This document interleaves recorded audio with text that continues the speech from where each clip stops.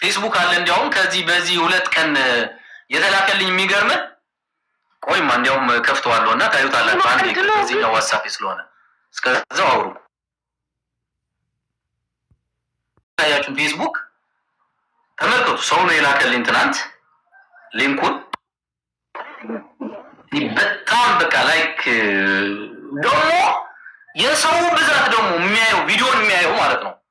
ቆይ ላሳያችሁ ማዞሬ ካሜራው እዩ እንግዲህ እንደዚህ አድርገው ነው የሚለቁት። ይሄ ቪዲዮ ምን እንደሚል ተመልከቱ። 2-3 ጊዜ የማስጠንቀቂያ ቪዲዮ ሰርቻለሁ። አሁንም ግን ብዙ ሰው እየሰማ አይደለም። ብዙ ሰው ገንዘቡ እየተጭበረበረ። እባካችሁ ይሄንን ቪዲዮ ላይክ ሼር አድርጉ። ገባችሁ? ከዛ በኋላ ስልክ ቁጥር ያስቀምጡና እዚህ ጋር ደግሞ ስልክ ቁጥር ራሱ የኢማራት ነው። በጣም የሚገርመው ነገር ይሄ ፌስቡክ ፔጅ አሁን ተመልከቱ። ሉክ እዩ እያያችሁት ነው። ይሄ ሁሉ ቪዲዮ ቪው ተመልከቱት። 70,000 65,000 79,000 ምናምን በጣም ከፍተኛ ቪው ያለው።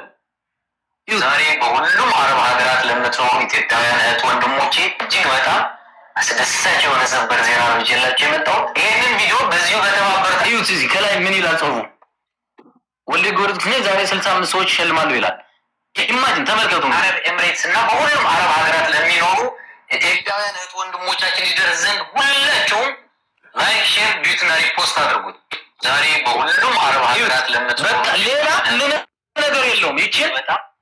ይቺ ድምፅ ከየት ቆርጠው ይወስዷታል? እኔ በቲክቶክ በዚህ ለፓስፖርት አገልግሎት ወይም ለሆነ መረጃ የምለቀውን ቪዲዮ ቆርጠው ይወስዱታል። እንደምታዩት እንግዲህ ይሄ ሁሉ ቪዲዮ በፌክ የፌስቡክ ገጹ እንደምትመለከቱት ፌመስ ፔጅ ነው የሚለው። እውነትም ፌመስ ፔጅ። ሰው ግን በዚህ ደረጃ እንዴት ይሸወዳል ነው?